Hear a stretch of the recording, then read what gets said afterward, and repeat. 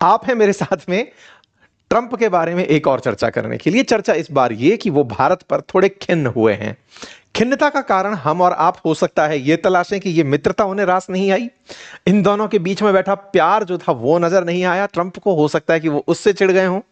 इन दोनों ने जिस तरह से एक दूसरे के साथ समय बिताया और दुनिया ने बहुत अच्छे से देखा जिस तरह से राष्ट्रपति पुतिन का भारत में स्वागत हुआ, कहीं ना कहीं इन्हें परेशान कर गया। मिस्टर पीस प्रेसिडेंट कहे जाने वाले डोनाल्ड टैरिफ फिर एक बार टैरिफ लेकर आ गए हैं और इस बार उनका टैरिफ भारत पर थोड़ा और महंगा पड़ने जा रहा है। चर्चा है डोनाल्ड ट्रंप के द्वारा भारत के साथ किए जा रहे उन तमाम प्रयासों की जो उन्होंने बीते कुछ दिनों में भारत पर तेल खरीदने के नाम पर, रूस की मित्रता के नाम पर किए थे। अब वो एक कदम और आगे जा रहे हैं और कह रहे हैं कि भारत हमारे देश के अंदर चावल जबरदस्ती भेज रहा है, सस्ते दरों पर चावल हमारे यहां बेच देता है, मजबूरी में अमेरिकियों को खाना पड़ता है। ऐसे में हम चावल खरीदने पर टैरिफ लगाएंगे और इसे वो डंपिंग में कंसीडर करेंगे। अब ये क्या होती है डंपिंग, चावल पर टैरिफ की क्या है कहानी, आज के सेशन में हमें है आपको बतानी। किस तरह से ट्रंप ने भारत का नाम लेकर के खुद के किसानों को $12 बिलियन की सहायता राशि अनाउंस कर दी, आज के सेशन में उसका भी जिक्र होगा। साथियों, हाल ही में अमेरिकी राष्ट्रपति ने चावल के नाम पर जो भारत पर गुस्सा निकाला, उससे हम लोगों ने रिलेट यही किया कि पहले कुछ कह नहीं पाए तो चलो फाइनली अब गुस्सा निकाल लेते हैं और उस गुस्से में डंपिंग नाम का एक नया शब्द भी डाल देते हैं। कल के दिन की घटना है कुछ इस तरीके से, एक मैडम ट्रंप साहब के कान भर रही हैं, लिटरली कान भर रही हैं, कह रही हैं कि ट्रंप सर, हमारे देश के किसान इन दिनों बड़े परेशान हैं। बोले क्यों परेशान हैं? हमारे किसानों को सही कीमत नहीं मिल रही है। बोले किस बात की? बोले चावल की कीमत नहीं मिल रही है। अमेरिका में 6 राज्य ऐसे हैं जो चावल उत्पादन करते हैं। ये कान भरते हुए कह रही है सर, उनको ना सही प्राइस नहीं मिलता है चावल का। अच्छा, क्या नहीं होता है बताइए? बोले सर, चक्कर ये है कि भारत, थाईलैंड, वियतनाम, हम, चाइना हमारे देश में सस्ता चावल बेच देते हैं। सस्ता चावल बेचते हैं वो असल में डंपिंग करते हैं। ऐसे में हमारे किसानों को खुद के चावल बेचने में सही दाम नहीं मिलता क्योंकि हमारे किसान महंगा चावल पैदा करते हैं। ओहो, ये तुरंत अपने वाणिज्य मंत्री से पूछते हैं, बेटा बताओ, क्या चावल पर तुमने अभी तक टैरिफ नहीं लगाया इंडिया के ऊपर? तो उन्होंने कहा सर, अभी इंडिया के साथ हमारी ट्रेड डील चल रही है। अच्छा, ट्रेड डील चल रही है, हाँ तो भाई देखो, चावल के ऊपर हमें रोकना पड़ेगा, चावल के ऊपर हमें टैरिफ लगाना पड़ेगा। ये बिल्कुल नायक फिल्म के आमिर खान की मुझे याद दिला गया, अनिल कपूर की याद दिला गया। नायक फिल्म के अंदर अनिल कपूर कुछ इस तरह से फैसला ऑन द स्पॉट जो करते हुए दिखते थे, कुछ वैसा ही यहां पर ट्रंप दिखाई दिए। उनको जैसे ही परेशानी बताई गई, मंत्री से सीधा कहा गया चलो एक्शन ऑन द स्पॉट। ये जो महिला थी जो आपको कान भरते हुए दिखाई दे रही थी, इनका नाम मैरिल कैनेडी है। ये सीईओ हैं एक Louisiana based Kennedy Rice Mill है उसकी, और ये अमेरिका के फार्मर्स की तरफ से रिप्रेजेंटेशन लेकर गई थी ट्रंप के पास कि सर देखिए ऐसे ऐसे हमें तरह तरह की दिक्कतें हो रही हैं। ओके, अब ये डंपिंग क्या है, चावल की कहानी क्या है, इसे भी जान लेते हैं। देखिए, भारत दुनिया में चावल उत्पादन में सर्वश्रेष्ठ कहिए, सबसे बड़ा उत्पादक कहिए। सर्वश्रेष्ठ इसलिए कि जो चावल हम पैदा करते हैं वो दुनिया भर में केवल इसलिए नहीं कि चावल खाना है तो खरीदा जाए, हम जो स्वाद पैदा करते हैं, हमारे चावल में एक विशेष रूप की सुगंध होती है जो बड़ी ही एरोमेटिक खुशबू देती है, वो भारत के राइस बासमती में ही मिलती है। भारतीय बासमती और जैस्मिन राइस जो है उसकी दुनिया में जबरदस्त डिमांड है, और चूंकि भारत सबसे बड़ा राइस उत्पादक है इसलिए दुनिया भर के देश उसे खरीदना चाहते हैं। अगर मैं देश दिखाऊं आपको दुनिया में जो राइस उत्पादन करते हैं, उसमें नंबर 1 पर इंडिया का नाम आता है और नंबर 2 पर जाकर चाइना का नाम आता है। हम राइस प्रोडक्शन में टॉप पर हैं, और जब राइस प्रोडक्शन के बाद एक्सपोर्ट की बात आती है तो हम बहुत आगे हैं। हम 22,000 मैट्रिक टन सालाना चावल एक्सपोर्ट करते हैं। 2024-25 का आंकड़ा है, मतलब जो हमारे बाद दूसरा देश है वो थाईलैंड है, फिर वियतनाम, फिर पाकिस्तान। मतलब हमारा नाम जो है वो टॉप प्रोड्यूसर के साथ साथ, प्रोड्यूसर तो चाइना भी अच्छे नंबर पर आता है लेकिन वो एक्सपोर्ट नहीं करता, उसके सेल्फ कंजप्शन में वो काम आ जाता है। हमारे केस में हम प्रोड्यूस भी कर रहे हैं और हम एक्सपोर्ट भी प्रॉपर तरीके से कर रहे हैं। यहां पर एक फिगर और है और वो फिगर दूसरा है। वो फिगर यहां पर आपको देखना होगा कि यूएस, जिसको हमारे चावल से बड़ी दिक्कत हो रही है, वो यूएस एक्सपोर्ट के मामले में 3200 मीट्रिक टन एक्सपोर्ट कर रहा है राइस का। आप विचार करके देखिए, कि यूएस के पास में खुद भी एक्सपोर्ट करने की क्वालिटी का चावल है, लेकिन फिर भी शिकायत कर रहे हैं कि अमेरिका में भारत चावल डंप कर रहा है, इसलिए अमेरिका को चावल, किसानों को कीमत दिलाने में दिक्कत हो रही है। बड़ा गजब का मामला है। अमेरिका खुद एक राइस एक्सपोर्टर है, फिर भी उसे इंडिया से राइस खरीदने हैं। उसे शिकायत इस बात पर है कि भारत का राइस अमेरिका में क्यों बिक रहा है, जबकि अमेरिका खुद चावल एक्सपोर्ट करता है। तो आप पूछेंगे कि खुद एक्सपोर्ट करता है तो भारत से खरीदता क्यों है? मैंने जैसा शुरुआत में बताया कि भारत के राइस की एक विशेष खुशबू है, जिसे खाने के लिए लोग मतलब उत्साहित रहते हैं। वो भारत से मंगाया जाने वाला बासमती राइस है, और अमेरिका में बड़ी संख्या में जो एशियंस रहते हैं वो भारत का बासमती राइस पसंद करते हैं, इसीलिए हमारा राइस अमेरिका में भर भर के बेचा जाता है। ठीक है, केवल अमेरिका में ही नहीं, दुनिया के 172 देश ऐसे हैं जहां भारत अपना चावल बेचता है। और तो और अमेरिका हमारा लार्जेस्ट एक्सपोर्टिंग कंट्री नहीं है जिसको हम सबसे ज्यादा बेचते हैं। हम सबसे ज्यादा जो अपना राइस बेचते हैं बासमती, वो सऊदी अरब को बेचते हैं। हमारा जो एक्सपोर्ट बासमती और नॉन बासमती का है वो साल दर साल बढ़ता जा रहा है। राइस की अगर हम वैल्यू की बात करें तो $12.5 बिलियन का हम राइस एक्सपोर्ट करते हैं। ये आपके सामने एक फिगर है। 2024-25 में हमने $12.5 बिलियन का राइस एक्सपोर्ट किया है। साथ ही साथ हम जो इसको सबसे ज्यादा राइस एक्सपोर्ट करते हैं उसमें सऊदी अरब का नाम आता है। तो बोले सर अमेरिका को क्या दिक्कत आ रही है? बस ट्रंप को कुछ हम पर प्रतिक्रिया देनी थी। मैंने आपको बहुत बार पहले भी कहा है, उनके लिए कीवर्ड है इंडिया एंड पाकिस्तान। अगर उनका कोई भी न्यूज अखबार में काफी दिनों से नहीं आया है या फिर ज्यादा मिलियन व्यू तक नहीं पहुंचा है, तो वो जिस तरह से हमारी मीडिया में धर्म के नाम पर, हमारी मीडिया में भारत पाकिस्तान के नाम पर व्यू बटोरे जाते हैं, बिल्कुल वैसे ही अमेरिका को पता है, ट्रंप को पता है कि उनको अगर किसी तरह से अपनी न्यूज को प्रमोट करना है तो बस भारत का नाम ले दो, उनकी न्यूज ऑटोमेटिक हाइट पर चली जाएगी। क्योंकि दुनिया में सबसे ज्यादा संख्या में हम हैं, मतलब नंबर हमारे सबसे ज्यादा हैं, इंटरनेट यूजर हम बहुत बड़े वाले हैं, सोशल मीडिया पर तो हम मैक्सिमम टाइम पाए जाते हैं। ऐसे में इन्होंने बस भारत का नाम ले दिया। मैं आपके सामने कुछ फिगर रखता हूं। सऊदी अरेबिया भारत का लार्जेस्ट इंपोर्टर है राइस परचेज करने में।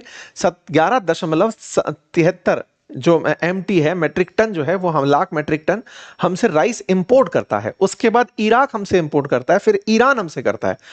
टॉप 10 की अगर बात करें तो फिर इसके बाद यमन आता है, फिर UAE आता है, छठे नंबर पर जाकर US आता है जो हमसे राइस इंपोर्ट करता है। लेकिन दिक्कत किसको हो रही है? अमेरिका को हो रही है। और एक इंटरेस्टिंग फैक्ट मैं आपको बताता हूं, अमेरिका जो हमसे राइस इंपोर्ट करता है वो जितना हम दुनिया को बेचते हैं उसका मात्र 3% है। US जो हमसे राइस इंपोर्ट करता है उसकी कीमत मात्र $392 मिलियन है। भारत $12.5 बिलियन का चावल एक्सपोर्ट करता है दुनिया भर में, उसमें से 3% कुल मात्रा में वो अमेरिका को एक्सपोर्ट करता है। 3% में भी 86% यहां पर जो चावल मंगाया जाता है वो प्रीमियम बासमती राइस मंगाया जाता है। अर्थात अमेरिका खुद एक्सपोर्टर है राइस का, लेकिन भारत के चावल की विशेष मांग है। ट्रंप के दिमाग की आप अंदाजा इससे लगा सकते हैं कि इस पर टैरिफ भी लग जाएगा तो भी लोग इसको मंगा के खाएंगे, क्योंकि वो ऑलरेडी प्रीमियम राइस है। प्रीमियम राइस प्रीमियम लोग पसंद कर रहे हैं और उन्हें इसे अतिरिक्त टैरिफ पर भी खरीदना पसंद है। यही कारण है कि दुनिया में जहां बासमती बिकता है वहां पर ओवरऑल हमारे देश का जो राइस है उसका इंपोर्टर US छठे नंबर पर आता है, लेकिन बासमती के मामले में US 4th नंबर पर आता है। और जो टोटल हम लोग राइस बेचते हैं उसका 86%, मतलब अमेरिका को अगर हम 100 किलो राइस बेच रहे हैं तो उसमें वो 86% बासमती मंगाता है कि हमें वो वाला राइस बेचना। अब ट्रंप को समझने वाली बात यह है कि जब खुद चावल आप पैदा करके बेचते हो तो लोग आपका राइस नहीं खाते। नंबर दूसरा, साधारण राइस भी नहीं मंगवाते वो भारत से, वो मंगवाते हैं तो बासमती जो यहाँ का उच्च क्वालिटी का राइस है। ऐसे में अगर आप महंगा कर भी देते हैं, भारत पर टैरिफ लगा करके चावल को महंगा कर देते हैं, तो वो अल्टीमेटली टैरिफ लगने से अमेरिकियों को ये राइस और महंगा पड़ेगा। तब भी अमेरिकी से खरीदेंगे। क्यों खरीदेंगे? क्योंकि आंकड़े बताते हैं कि उन्हें आपका नहीं खाना है। मतलब आपके सामने ये फिगर्स अपने आप में बताते हैं कि भारत ने $392 मिलियन का राइस एक्सपोर्ट किया था। हमारे कुल राइस एक्सपोर्ट का वो 3% था मात्रा के हिसाब से, और US ऑलरेडी हमारे राइस पर 53% टैरिफ लगाता है। राइस पर 53% टैरिफ को इस तरह से समझिए कि भारत पर टैरिफ ओरिजिनली 25% थे, 25% हम पर रूसी मित्रता का टैरिफ लगाना पड़ा। उसके अलावा भी हम इस पर ऑलरेडी बड़ा टैरिफ देते हैं, मतलब ये साधारण से अधिक टैरिफ है राइस पर जो हम देते हैं, फिर भी अमेरिकी हमसे राइस खरीद कर खाते हैं। ये नुकसान किसका है? हमारे लिए ये बड़ा नुकसान नहीं हो सकता। क्यों नहीं हो सकता? क्योंकि हमारी कुल मात्रा में ये 3% है, लेकिन ये अमेरिकियों के लिए नुकसानदायक हो सकता है, क्योंकि बढ़ा हुआ टैरिफ वहां के लोगों का कंजप्शन महंगा कर देगा। वो लोग महंगा राइस खाने के लिए विवश होंगे। लेकिन अमेरिका तो अमेरिका है, ट्रंप तो ट्रंप है, उन्होंने भारत के ऊपर इस तरह का टैरिफ अनाउंस कर दिया। यह हुआ तो अब आपके दिमाग में एक प्रश्न बनने लगेगा, और वो ये है कि यार इंडिया ने राइस उत्पादन में इतनी बड़ी मुकाम हासिल कैसे की?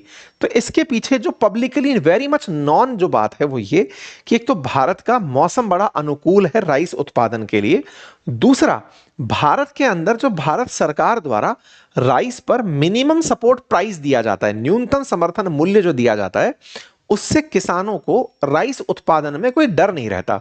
उन्हें यह डर नहीं रहता कि हमने अगर राइस उत्पादित कर लिया तो उसके उत्पादन के बाद सरकार खरीदेगी या नहीं खरीदेगी। सरकार हर समय राइस का एक न्यूनतम समर्थन मूल्य जारी करके रखती है कि बाजार खरीदे ना खरीदे, हम आपसे खरीद लेंगे, इतने रुपए तो मिनिमम सरकार दे ही देगी। उससे एक सपोर्ट प्राइस जब किसान को मिलता है तो किसान को उत्पादन से चिंता नहीं रहती, और वो फसल उत्पादित करके सरकार को बेचने की जगह बाजार को बेचे तो ठीक है, अदरवाइज सरकार को बेच के काम चलाता है। ऐसे में अमेरिका समेत दुनिया के तमाम देश वर्ल्ड ट्रेड ऑर्गेनाइजेशन में भारत की शिकायत करने पहुंचते हैं और कहते हैं कि भारत जिस तरह से किसानों को सब्सिडी देता है वो ट्रेड प्रैक्टिस बिगाड़ने जैसा है, क्योंकि भारत के द्वारा जो सब्सिडी दी गई है उससे उनका चावल बाजार को सस्ता पड़ता है। बाजार में जब सस्ता चावल ये लोग दुनिया के देशों को बेचते हैं तो किसी और देश का चावल कोई खरीदना पसंद नहीं करता। ये कह करके ये लोग डब्ल्यूटीओ में शिकायत करने पहुंचते हैं।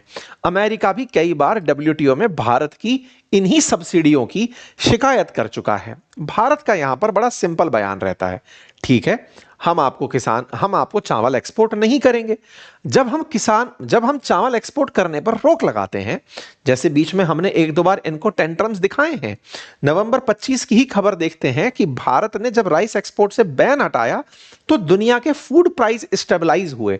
लोगों को राइस भी हमारा ही खाना है, लेकिन उन्हें उन देशों को बड़ी दिक्कत है जो एक्सपोर्टर बन के बैठे हैं, उन्हें भारत से यह दिक्कत है कि भारत बाजार में सस्ता चावल उपलब्ध करा रहा है। इंटरेस्टिंग फिगर बताता हूं, भारत का चावल अमेरिका में उसके कॉम्पिटिटर थाईलैंड से, वियतनाम से, चाइना से ऑलरेडी महंगा चावल है। फिर भी लोगों को लगता है, या अमेरिका समेत दुनिया के उन देशों को लगता है कि भारत सब्सिडी से अपना चावल सस्ता करके चल रहा है। असल मायने में भारत के चावल की जो क्वालिटी है वो कहीं और पैदा नहीं हो सकती। हमारे बासमती राइस के लिए गंगा यमुना का जो मैदान है वो असल मायने में उसके पैदा होने के लिए गैंगेटिक प्लेन्स जो हैं, हिमालय की जो तलहटी हैं, वो विशेष खुशबू उसके अंदर उत्पन्न करती हैं। वहीं अमेरिकी किसान पूरी तरह मैकेनिकल होकर के जो चावल उत्पादित करते हैं वो और पड़ोसी देशों को उसे बेचते हैं, लेकिन अमेरिकी ही उन्हें कंज्यूम नहीं करते। लेकिन इन्होंने भारतीय चावल को जो नाम दिया वो था डंपिंग। अब ये डंपिंग क्या होती है? डंपिंग को आसान भाषा में समझें तो ये कुछ वैसे है कि आपका कोई सामान बच गया, जाकर फेंक दिया, या फिर मुझे पता है कि इनके घर में या फिर इस शहर में या फिर इस कंपनी में या फिर इस देश में मुझे अपना माल सस्ती दरों पर फेंकना है। अब सस्ती दरों पर फेंकना है ताकि इनका बाजार ना चले।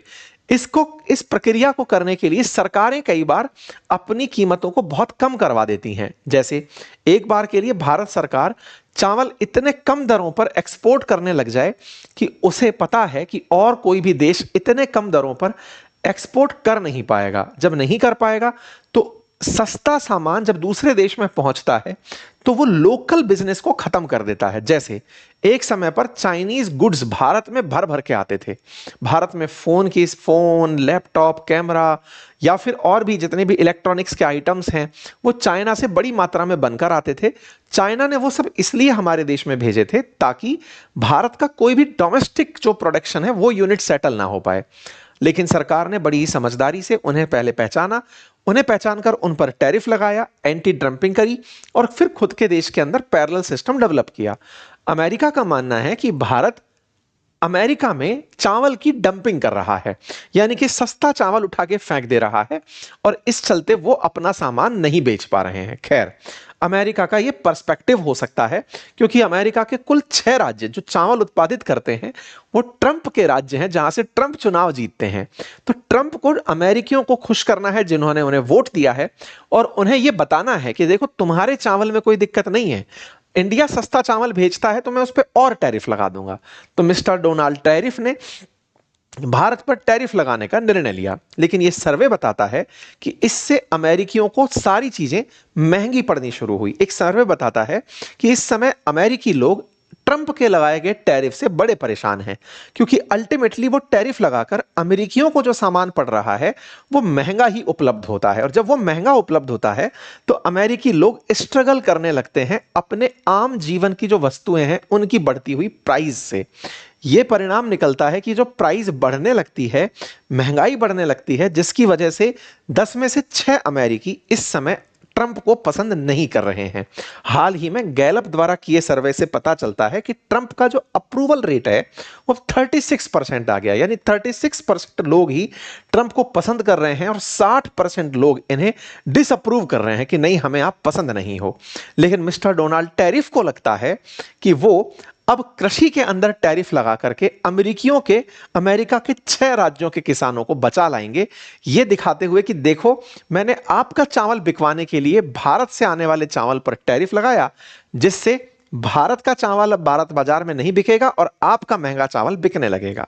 क्वालिटी नाम की भी कोई चीज होती है, इसे कौन समझाए, बट कोई बात नहीं। ये डोनाल्ड ट्रंप हैं, इन्हें लगता है कि ये तरीका जो सीख कर आए हैं, इकोनॉमिक्स में कभी इसे इजाद नहीं किया गया, जिसका नाम टैरिफ है। और तो और इन्होंने एक और खेला खेला, जब इनके विरोधियों ने इन्हें छेड़ना शुरू किया कि महाशय ये जो आप टैरिफ लगाते हैं इससे अमेरिकियों का ही नुकसान होता है, तो फिर ये नया काम कर गए और इन्होंने क्या किया कि देखो जो टैरिफ लगाकर हमने पैसा कमाया वो पैसा हम किसानों में बांटते हैं। और ऐसा करते हुए डोनाल्ड ट्रंप ने कल ही $12 बिलियन का बेल आउट पैकेज अपने फार्मर्स को अनाउंस कर दिया। कहा कि जो किसान अब सोयाबीन नहीं बेच पा रहे हैं, चाइना सोयाबीन नहीं खरीद रहा है, राइस में प्रॉब्लम आ रही है, उनके लिए मैं बेल आउट पैकेज लाता हूं कि ये पैसा है, आप रखो, मस्त रहो, क्योंकि आप लोगों को दिक्कत हो रही है दुनिया के साथ व्यापार में, हमारी व्यापारिक नीतियों के चलते तुम ऐश करो टाइप से जो होता है ना, पैसा बांट दिया सोयाबीन और ज्वार उगाने वाले किसानों को कि इसे पैसे के रूप में रखो। कुल मिलाकर टैरिफ नामक ब्रह्मास्त्र यूज करने वाले Donald Trump, mister peace president, अब भारत पर ये राइस रूपी टैरिफ लगाएंगे, राइस पर टैरिफ लगाएंगे। इसके मायने चाहे जो भी हों, लेकिन ये इनकी इकोनॉमिक सूझबूझ को बहुत ही कमतर आंकता है। ये मैं नहीं, बहुत सारे लोग जो सोशल मीडिया पर इन्हीं को फॉलो करते हैं वो इनके ऊपर बहुत ही नकारात्मक टिप्पणी कर रहे हैं कि ट्रंप आप ऐसे कैसे डिसीजन ले सकते हैं कि इधर से कोई कॉल आपको बता रहा है, आप बिना ये जांचे कि अमेरिका क्यों राइस खरीदता है जबकि वो खुद एक्सपोर्टर है, तब भी आप अपने मंत्री को बोलते हैं कि इस बात पर टैरिफ लगा दो। यह दर्शाता है कि आपको लगता है कि आपको एक ईगो है, आपको एक समझ नाम का ईगो बन गया है कि मुझे ज्यादा पता है, मुझे आइडिया है कि कैसे इन्हें लाइन पे लाया जा सकता है। पर खैर कोई बात नहीं, आपका ईगो आपको मुबारक। इतना ही नहीं, इन्होंने कनाडा के फर्टिलाइजर पर भी टैरिफ लगाने की बात करी कि कनाडा हमारे डोमेस्टिक फर्टिलाइजर प्रोडक्शन को प्रभावित कर रहा है, उस पर भी टैरिफ लगा दो। ऐसे ही ये मैक्सिको के ऊपर भी टैरिफ लगाने की बात कर दी है। कुल मिलाकर के ट्रंप का टैरिफ अब एक बहुत कॉमन शब्द हो गया है। जाते जाते शायद ट्रंप सरनेम हट करके टैरिफ सरनेम बोलने लगे। तमाम चीजों के बीच में टैरिफ के साथ जब सवाल इस बात पर आया कि क्या इन्हें भारत की मित्रता जो रूस के साथ है वो रास नहीं आई, तो जानकारों का कहना है, बहुत सी मीडिया ओपिनियंस का कहना है कि नहीं, रूस के साथ में जो भारत ने जिस तरह का व्यवहार किया उसमें कोई भी हरकत ऐसी नहीं थी कि वो वेस्ट को खफा करने वाली थी। भारत ने बहुत ही सधे अंदाज में पुतिन का स्वागत किया और बहुत ही सधे अंदाज में वेस्ट को संभाल कर रखा, यानी कि भारत बड़े ही बैलेंसिंग तरीके से रूस और पश्चिम को एक साथ साध गया। तो फिर क्या बवाल है, इन भाई साहब ने टैरिफ क्यों लगाया? हमें तो लगा था कि रूस के साथ मित्रता पर टैरिफ लग रहा है। असल में इन्हें एक बीमारी हो गई है और उस बीमारी का नाम है ईगो। एक अहम छा गया है इस बात का कि मुझे सब पता है, इस इस बीमारी को अब अखबारों में, न्यूयॉर्कर्स ने इसे ट्रंप का ईगो ही कहा है कि इनका एक ईगो है जो छा गया है। बहुत से अखबारों में इसे ट्रंप का ईगो डिस्ट्रॉय स्ट्रेटेजिक रिलेशन, ये अमेरिका के भी कई लॉ मेकर्स इस बात को बोल रहे हैं कि इनके अंदर एक ईगो नामक बीमारी आ गई है, जिससे ये मतलब ये अपने उस घमंड में घूमने लगे हैं कि मुझे सारे स्ट्रेटेजिक रिलेशन पता है, मुझे टैरिफ पता है। एक बुढ़ापे के अंदर इनके दिमाग में एक अलग प्रकार की बीमारी जनरेट हो गई है, जिसके चलते ये कुछ भी करते चले जा रहे हैं। हाल ही में एक बड़ा इंटरेस्टिंग वाकया हुआ जब भारत के पूर्व governor, RBI governor Raghuram Rajan ji से एक इंटरव्यू में पूछा गया कि क्या लगता है कि भारत पर जो 50% टैरिफ लगा रशियन ऑयल के पीछे, इस पे क्या चीज जिम्मेदार थी। रघुराम राजन जी प्रो कांग्रेस जाने जाते हैं, राहुल गांधी जी के साथ मंच साझा करते हुए भी दिखाई दिए हैं और यूपीए गवर्नमेंट के समय पर अब भारत में गवर्नर भी रहे हैं आरबीआई के अंदर। इन्होंने बड़ा इंटरेस्टिंग जवाब दिया कि भारत पर 50% टैरिफ लगना, उसके पीछे जिम्मेदारी रशिया से मित्रता है, ऐसा नहीं है। भारत बस झुका नहीं अमेरिका के सामने उसके द्वारा कही गई बातों में। पाकिस्तान इस बात को मानने का क्रेडिट दे गया कि हां साहब सीज फायर आप ही ने कराया, तो पाकिस्तान को 19% टैरिफ मिला और भारत अमेरिका के सामने सीज फायर की बात मानने से इनकार कर गया कि आपने ये कराया, तो उसे 50% टैरिफ देने लगा। तो बोले रूस के साथ कोई मसला नहीं है, खेला ट्रंप के ईगो का है। ये बात रघुराम राजन जी ने भी कही। तो इससे एक बात और पता चली कि हमारे देश के अंदर जो बुद्धिजीवी हैं, उन बुद्धिजीवियों में अभी देश सर्वोपरि की भावना जिंदा है। रघुराम राजन जी ने जिस तरह से ये बात कही, उनकी इस बात पर तारीफ होनी चाहिए कि उन्होंने पार्टी पॉलिटिक्स से ऊपर देश को रखा और उन्होंने भारत अमेरिकी संबंध में किसी पार्टी विशेष को दोष देने के लिए कि फलाने की विदेश नीति खराब है या ये खराब है, उन्होंने इसे ट्रंप के ईगो से जोड़ करके सही मुद्दे को हिट किया। बाकी आप लोग इसे कैसे देखते हैं जरूर कमेंट बॉक्स में बताइए। चैनल पर नए हैं तो सब्सक्राइब कर लीजिए। हालांकि फिलहाल